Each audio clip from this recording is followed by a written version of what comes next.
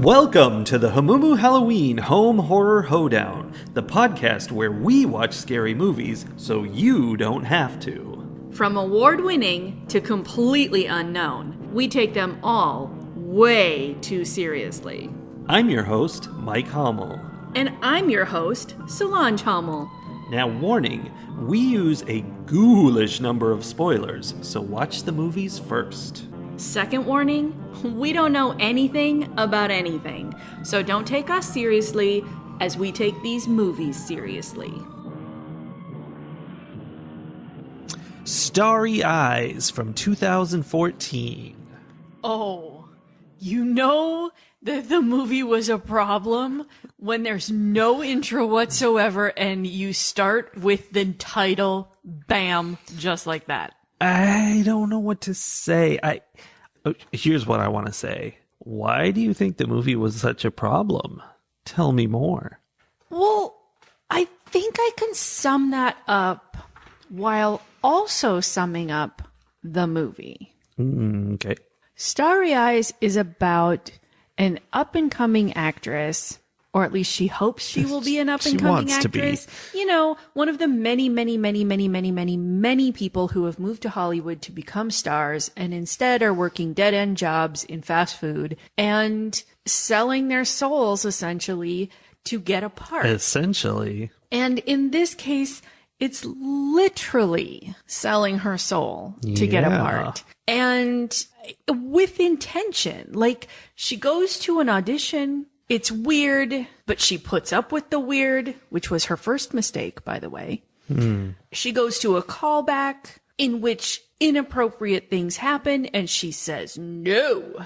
And she goes home, and then she's like, I've made a huge mistake. I am willing to do inappropriate things in order to be famous. So she goes back, she does inappropriate things, and bam! She is cursed, she is rotting from the inside out, and I'm not even sure exactly what happened after that because she just killed people. Right. Yeah. And that was basically it. Well, except the part where she got what she wanted. Did she, though? Yes. She became bald and had a lot of confidence. Oh, yeah, because she basically became... I thought she was going to birth the monster, whatever demon thing. Instead, she just became this, like, bald goddess thing that, yeah. Yeah. I actually had some question about that because I kind of felt like, I don't know, I'm unclear on whether they buried her in the ground and she came up out of the ground bald and healthy again. Mm-hmm. Or if they killed her and she was dead and like a separate body was created and grew. No, I think that was her body. I think that her body was then filled, you know, they emptied the body of her, and then that body was filled with this, you know, whatever deity type thing that had very green, sparkly eyes. It had starry eyes. The titular eyes. Indeed. And yeah, so like the whole thing is, do you want to be a star? You got to go through this. She goes through it, and really, she's not getting to be a star. Her body's getting to be a star, but without her inside it. I mean, duh. Like, come on. Anyone who believes a cult when they're like, hey, we're going to give you everything you ever wanted. Mm-hmm. You just have to do this one little thing. Everybody's doing it. It's fine. It's totally fine. And I know your hair is falling out, your skin is falling off, and you're dissolving into a puddle of goo, but it's fine. Metaphor warning. Okay. She had to sell her soul for Hollywood, obvious metaphor, but also it hollowed her out inside and she became a shell of what she was for what she had to do to become a star. She did. And she was very pretty on the outside, but completely empty on the inside. Starry. Mm-hmm. Let that be a lesson to you. But at the end, she put on her fancy wig and she looked just like all the old 1950s starlets that she had on her wall. Hey. Which really kind of, honestly, I was sitting there thinking, if I was one of those actresses or the families of those actresses, because I don't know how many of them are still around. Not many. Watching their pictures be portrayed in this movie at the end, the way they were, it was strongly suggesting that all of these starlets were just, in fact, deities Demons? wearing the skins of, Midwestern girls that had come to Hollywood. I mean, I don't think there's any evidence that that was the case. It's just that that's what she had to do to succeed to the level that they had, whether they did that or not. This is my point. It's Hollywood. What did they have to do? Even if it wasn't being so direct as these people were also filled with demons, it might have been kind of pointedly being gosh, I wonder what they did to get where they got. Because I suspect it was somewhat similar for some of them. If you read their tell-all memoirs, they absolutely were run through by Hollywood and had to hollow themselves out and be full of drugs, basically. Honestly, one of the most decent characters in the whole movie was the guy who owned Big Tater. Oh, yeah. And he had a whole soliloquy, basically, about how, yeah, we're just a fast food joint. All we do is give food at low prices and treat people with humanity and decency and whatever. And, maybe that's not as fancy as you want it to be, but it seems pretty good to me. And I was like, oh, yeah, okay. Okay. I want to come get some food from Big Tater. Yeah. Big Tater was a Hooters, but it was called Big Taters. Yeah. And they had to wear pants that I couldn't figure out what the pants were. They were skin tight leggings that maybe were supposed to look like taters. They had some kind of Tater pattern. tots. I don't know. Yeah. I don't know. They were potato-esque. One of my big notes and I will say I only have 1 page of notes on this. I'm glad that we keep a record of your note page count. Well, it's often indicative of how interesting the movie was to me. But it also doesn't include, really the end. Because I was like, I don't know. Whatever. Okay. Great. One of my really big notes is just flash, flash, flash, flash, flash. Yeah. There was a whole lot of strobing going on. Yeah, that was part of the metaphor of Hollywood and the flashing lights and the paparazzi. I'm just bringing in the metaphors. Yeah. I mean, a big, big part of this movie was about the slippery slope that happens as soon as you are willing to compromise your values or your morals or your whatever boundaries you have. As soon as you start to sacrifice those boundaries for whatever, you have given people a weapon against you. Or a way to use you. Yeah. And, especially since if you are willing to sacrifice your boundaries or your morals, then you are showing them something that is more important to you than your own sense of self-worth, essentially. And if people know that thing exists, they will use it against you if they can. I mean, okay, that sounds really terrible about humanity. I know not everyone does that. Humanity is terrible. But, right? And especially in a place like Hollywood, where anyone who has any modicum of power is desperate to hold on to it and then will use any weapon they have against you. Yeah, it's fun, I guess. You mentioned flashing lights, and it reminded me that you skipped an audition. I did. She had the first audition where they wanted to watch her have a seizure. Well, because they told her she had to be memorable. Mm-hmm. And then she wasn't. And then she had a fit in the bathroom. And they were like, oh. But it wasn't like an epileptic fit or anything. It was just that she freaked out, was angry, and was tearing out her own hair. And that's something she does, apparently. Right. And they liked it. But then it was a form of self-harm. Yeah. Which, honestly, they liked the fact that they saw that she was someone who was so emotionally fragile that she would self-harm if she didn't get what she wanted. Yeah. And while that she was desperate enough for to move forward. Right. I'm sure that's all they cared about. And ultimately, she did the ultimate self-harm in that she completely sacrificed herself entirely for this other being to come in. Yeah. Which is what they wanted, which is what they got out of the whole deal, I guess. But there was a second audition. They gave her a call back, and she's like, oh, yay, a call back. She goes back in, and it's just a pitch black room at first. She's like, well, what's going on? And they're like, oh, you have to get naked now. And she's like, what? That's not cool. And you're like, oh, I understand how Hollywood works. But it wasn't really that so much as just she had to be naked, and that's where all the flashing lights were, where it's just constant blinding flashing. It was the Outwaters all over again. Well, and they wanted her to demonstrate that she could let go of her inhibitions. And again, it was entirely like they didn't need it in any way. It was entirely a way of breaking her down. That's cult action right there.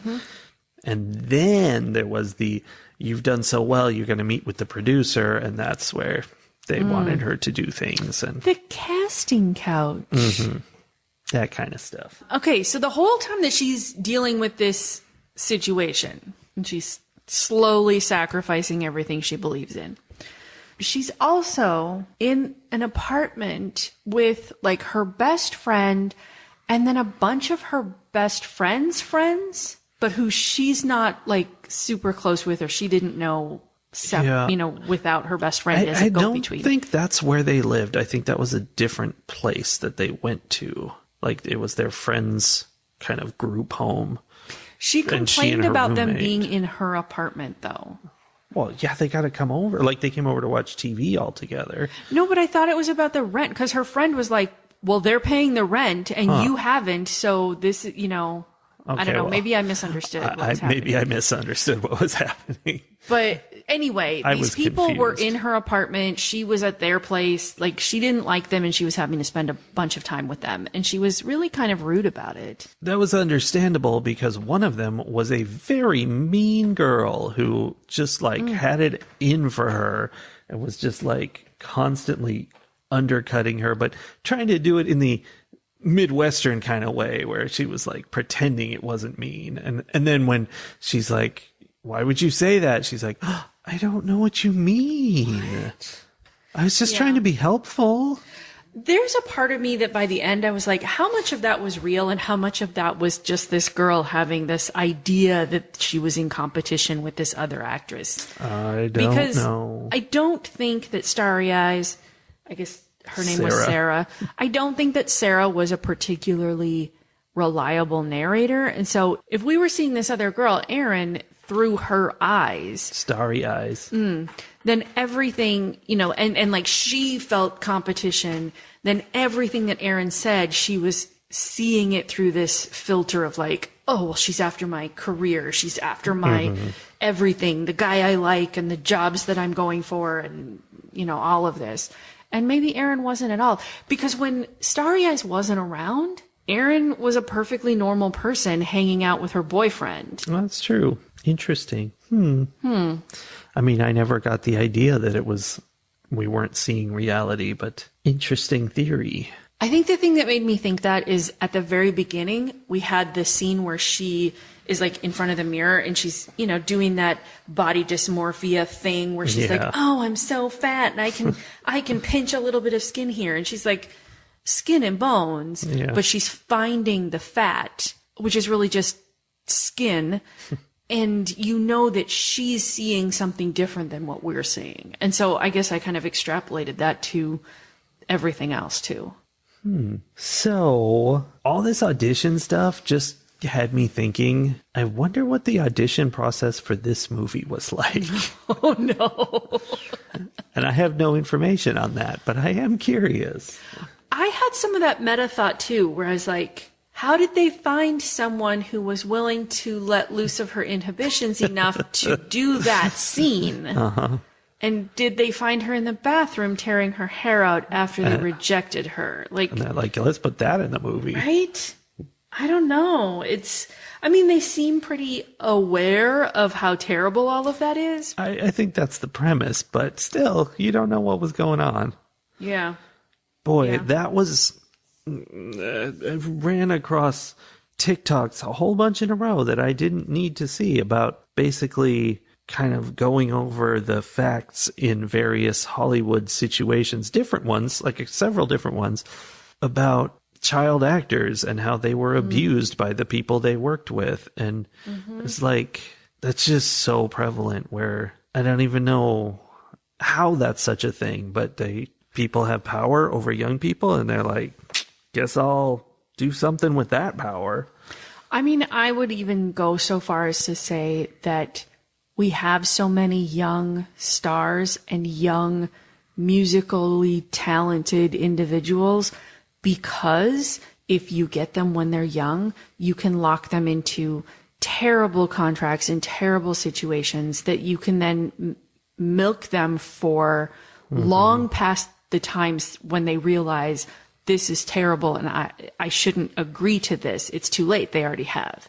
Yeah. It's like cigarette companies targeting teenagers because once they get them hooked, they can murder them slowly through their whole lives. And it's the same thing, you know? Yeah. You think about like Britney Spears and Miley Cyrus. Oh. I mean, I don't think they're exactly equivalent, but the number of female performers who end up being like put under guardianship because they're not capable of taking care of themselves because we can get away with this while they're young. I mean, it seems to me like the modern day equivalency of men sending their disobedient wives off to be lobotomized. Yeah. And putting them in the disappointments room. Exactly. Like, history is filled with examples of how women who refuse to behave themselves are deemed crazy and in needing of medical intervention. And yet, you persist in acting the way you do. I do. Right in front of me. Right in front of your face. Blah, blah, blah. I don't know what to do with this. Yeah, it's upsetting though, and it makes me very glad that I'm not talented. Hooray. I never had to face those challenges or situations, I guess. I mean, there's just like a whole, just terrible, like kind of like the conspiracies people have, except as it comes out, it's all real. Just, there's like whole cabals and things. Well, and then I'm thinking about like anytime anyone talks about figure skating or women's gymnastics or like there's so many sports situations too, where again, someone who has talent, and this is true for men and women, I think. I mean, I would say women more so just because, you know, we're always trying to control women. But I think this happens with men too. And especially like you think about people getting locked into football contracts that are not in their best interest because they sign them when they're juniors in high school, you know, like they don't know what is really going on. They don't know really what they're committing to. They just know that this is a thing they know how to do. It's the thing that might get them out of the place they don't want to be anymore and toward a better life. It's often, for football in particular, it's often a situation where it's like, it's not just the individual who wants something different. It's their entire family riding on this one person making it big. Yeah. And it's easy to take advantage of. It really is. Especially when what you can offer is millions of dollars and it's nowhere near what they're actually worth to your organization, but you can be like, it's millions. So they're very excited. It's an easy win. And you don't even have to offer it. You're just like, if you sign with me, someday someone will offer you millions of dollars. And people are so desperate in so many cases that they will do that. Getting more desperate every year because things are falling apart. Right. And, you know, if you can capitalize on the talent that someone else has, I mean, that's where all the money goes, is the people. Is it not to... Money goes to people who have talent, but more money goes to the people who can control and manipulate the people who have talent. Yeah, that's the secret. I got to get in that business. So I don't know. Okay, well, we haven't really talked about the fact that at some point in her metamorphosis, Sarah, becoming Astraeus, starts murdering all these people who are in her apartment. Yeah. I mean, it's pretty sudden. It's like way towards the end of the movie, she just sort of wakes up and is like, I guess I'll murder everyone, because there's like messages in her head or something. Yeah. It's happening. Well, and she starts with Erin, the girl that she was in competition with, and you can kind of see like, okay, well, she's kind of losing her grasp of reality, and it's compounding these already there feelings of she's a bad person who's ruining my life. Yeah. And so that one made sense. And then it seemed like after that, she was just like, well, I guess if I killed one of them, I might as well kill all of them. Well, it was something, it was like the things being said in her head where, yes, you're doing it, you're breaking free, and, you're not being, it was more about letting loose like they were trying to get her to do. Yes. And one of them said, at one point, I'm going to say this was Astraeus talking inside her, right?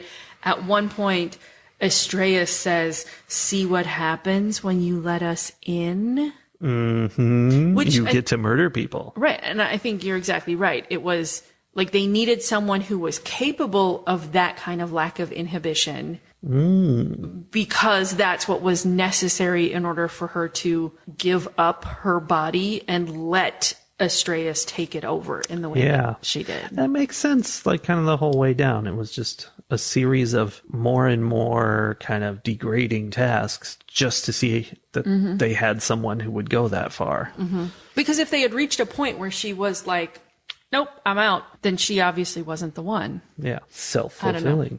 So then after she comes back, she claws her way out of the ground and she's got her sparkly, emeraldy eyes, and she is all bald and whatnot. And she ends up going and finding her best friend, Tracy, and then sucking the life out of her? Yeah. I mean, I don't know what she did to her, but it made lots of blood come out of her. It wasn't just life. It was blood. Yeah. I mean, I think it made her dead, too. Yeah. The blood came out, and then she was not alive. And then she went and put a wig on and did her makeup and looked beautiful. Which I don't know why she was bald. That was an interesting element that probably meant something, but I have no idea why. I feel like I want to say it was somehow connecting to the whole idea that she had her body dysmorphia in terms of clearly having some kind of eating disorder, anorexia. Mm-hmm. Like she was not nourishing her body properly, which kind of ties into all the things where her body was like falling apart and rotting away because, it was sort of symptomatic, related to the symptoms, but also when she was upset or stressed, she pulled her hair out. So she had like an alopecia kind of thing. And then eventually she got past the stress to the point where she just didn't have any hair left and everything was okay. I don't know, but it felt like I can see how it's connected. Yeah, it was tying into the alopecia piece, I think. The other thing about this whole deal is that it didn't look like a normal movie. It was set in the present, but it had a real 70s/80s vibe to it. And it would have, as my notes say, 70s dink donk music, which Soli said was Danny Elfman style. Yeah. It had that, and it had like the visuals kind of were 70s out, and I don't know. I'm not sure exactly what they did, but they made it look like an older movie. Well, I think like 70s movies do that kind of like where the lights all blown out. Yeah. Like everything, it's sort of that California desert feel where everything is pale and faded and, because the sun beats down on California so hard that everything is faded out in real life, which is kind of also how the 70s were, I guess. The 70s were the same, yeah. Yeah. Everything was just washed out. That's why they made all the, like, their vehicles and their refrigerators and stuff such wacky colors, because there was no color in real life. Yeah. I mean, they were just past the era where everything was black and white. I mean, right? So, I don't know. I mean, I think there were some interesting places you could go in thinking about this movie in terms of what Hollywood is and what it does to people and what it takes to be successful there and whether it's worth it. Here's a question. Yeah. Because this is not the only movie about Hollywood that we have no, this seen actually recently. is the only movie about Hollywood. How would you compare how Starry Eyes addresses this situation to how Something in the Dirt addresses it? Well, I mean, Something in the Dirt is super duper LA, but I don't know that it's really Hollywood. Like, I mean, is there much of a difference? it just didn't feel like it was about, the entertainment industry on much of a level. Yeah, I mean, I think you're right. I think you're right about that. But it's sort of the same, like, it's at least rubbing elbows. Yeah, I mean, they were trying to get famous with their documentary, but I don't know. It didn't have that same kind of Hollywood business vibe. Well, okay, the connection that I would make there, though, is that the dude who kept faking things in order to keep the documentary alive was kind of the Sarah character, right? Like, he was the, I'm going to do whatever it takes to become successful here. Sure. And he ended up not sacrificing himself. He sacrificed his roommate. But I don't know. I feel like there's some overlap there. And I think they both kind of address that drive and that desire. And I think that message applies to any time when you have a burning desire, when you have a singular goal where you're like, I will only be happy if. Yeah, that's not healthy. Mm-mm. And it means you're sacrificing everything else. Like being a person is all that living in between. So your goal is kind of perpendicular to that. You're going to throw away all the joys of everyday life, all the different things that are fun throughout, and all the positive experiences, because you're going to dive it all into this one goal. Mm-hmm. Don't do that. I mean, so many people do, though, like sports people who sacrifice sleeping in or sacrifice eating certain things or sacrifice so much time because they have to spend all this time they got practicing 4 and hours at the a gym. day. Or, Hollywood people who sacrifice eating the things they want to eat. They work out 8 hours right? a day. Or spending time with the people they want to spend time with because they have to be rubbing elbows with the important people. Or I think the lesson here is to not work out. Is that what it is? Yeah. That's what these all have in common. Yeah. So I'm wondering, do you have or have you ever had a connection with the China? Just kidding. I'm from Singapore. No. Do you have or have you ever had a singular goal like that, a driving purpose that caused you to put other things aside? Ma'am? Sir. As we sit here podcasting in our living room in the year of our Lord 2024, there's lightning out there. Uh-huh. But in here, there's also kind of a lightning in my spine because it hurts to sit on this chair.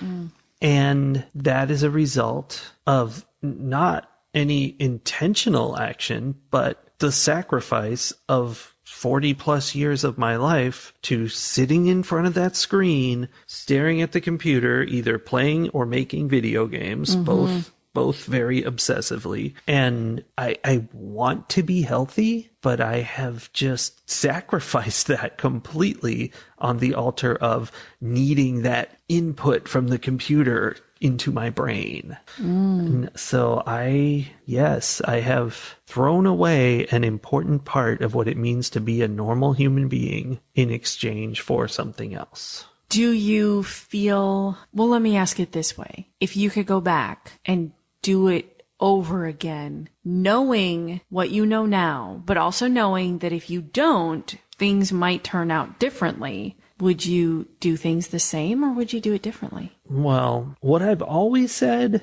is that I wished my parents had made me do martial arts as a kid.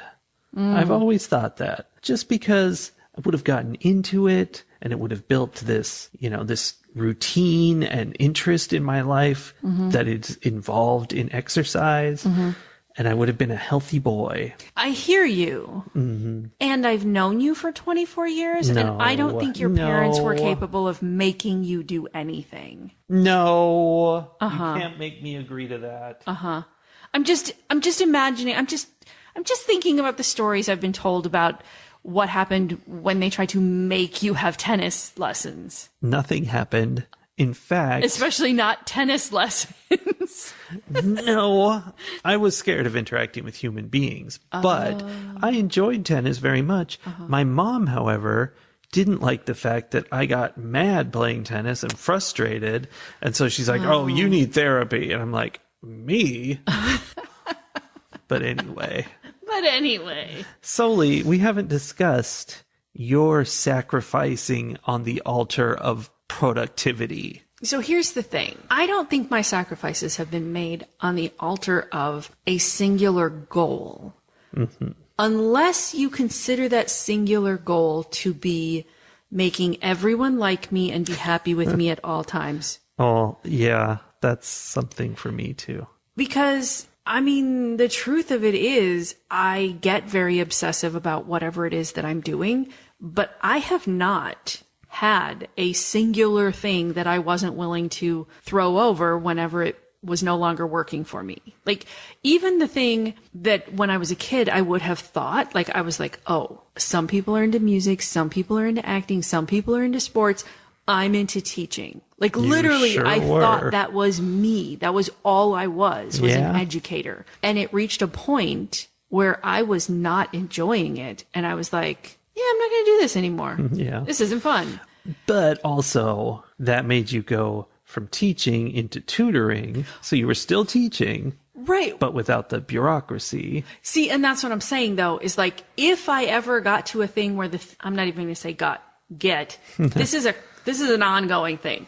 If I'm working on a project, if I have a goal and I start realizing that getting to that goal is going to be unpleasant in a way that I'm not willing to put up with. And I'm like, hard work can be unpleasant sometimes, but I'm willing to do hard work. Like, there are unpleasantnesses that I'm okay with. But like, the bureaucracy of public education became something where I was like, this is gross.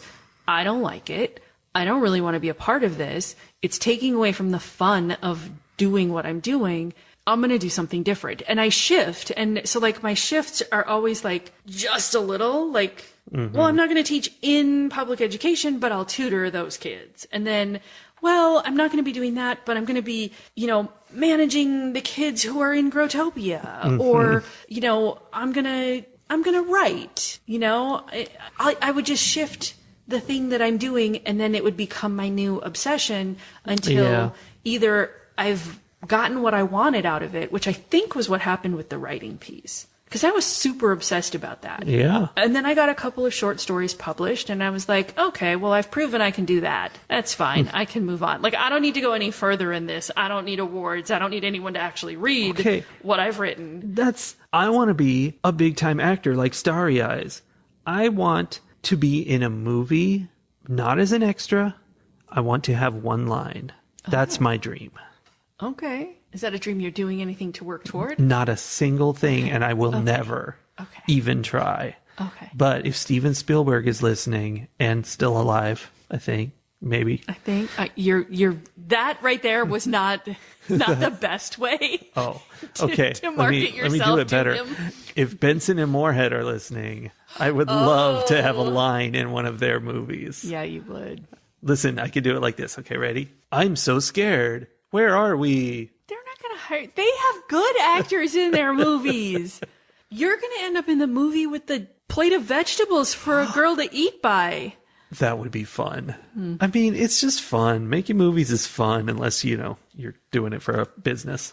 Yeah. Well, so anyway, to wrap up my ramblings about my goals, I think I am less willing to sacrifice my own personal comfort and happiness for a specific goal.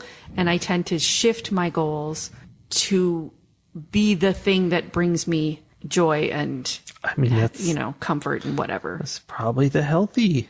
That sounds real good. Except that it's all buried under this desperate need to make everyone like me all the time. So then I take whatever this fun, interesting thing is, and then I turn it into something that's very stressful and ridiculous. So your mother needs to come and tell me that I need therapy.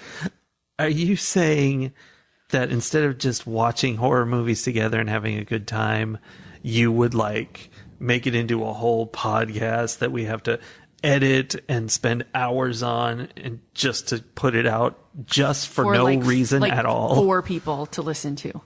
Yeah. That sounds terrible. That is the sort of thing that we would do. Also, there's thunder and lightning and rain pouring down right now. This is very horror. It's beautiful. I would also like to add, though, that we love our 4 listeners very much. Yeah, we wish them a Merry Christmas. And I am glad that we do this because I think it's fun. Even if nobody were listening, it would still be fun to do it. Yeah, I mean, it's most fun when we listen to them together on road trips. Yeah.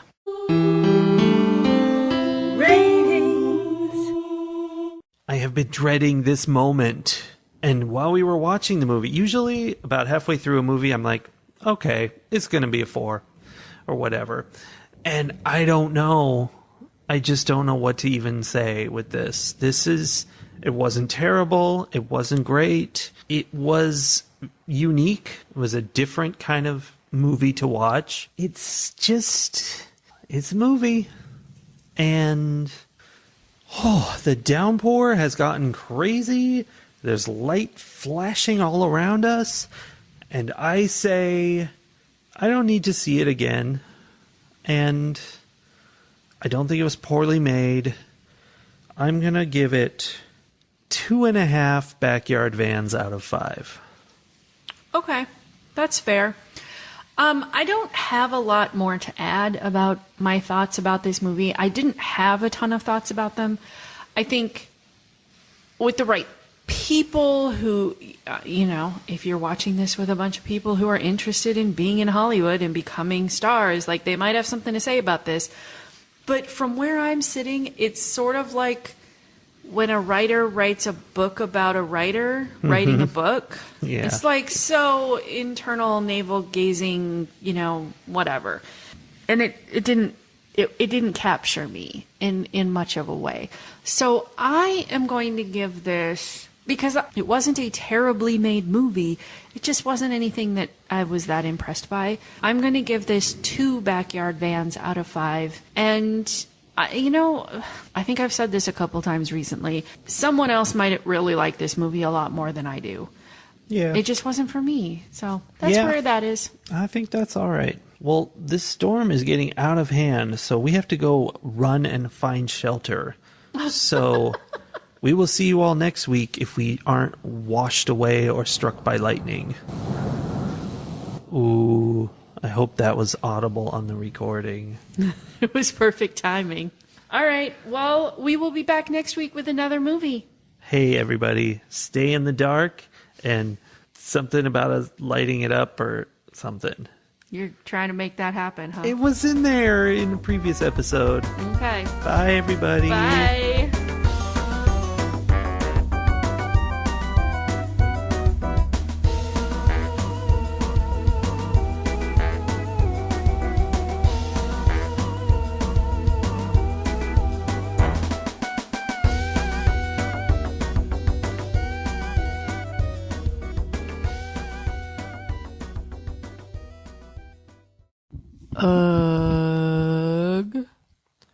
Ugh.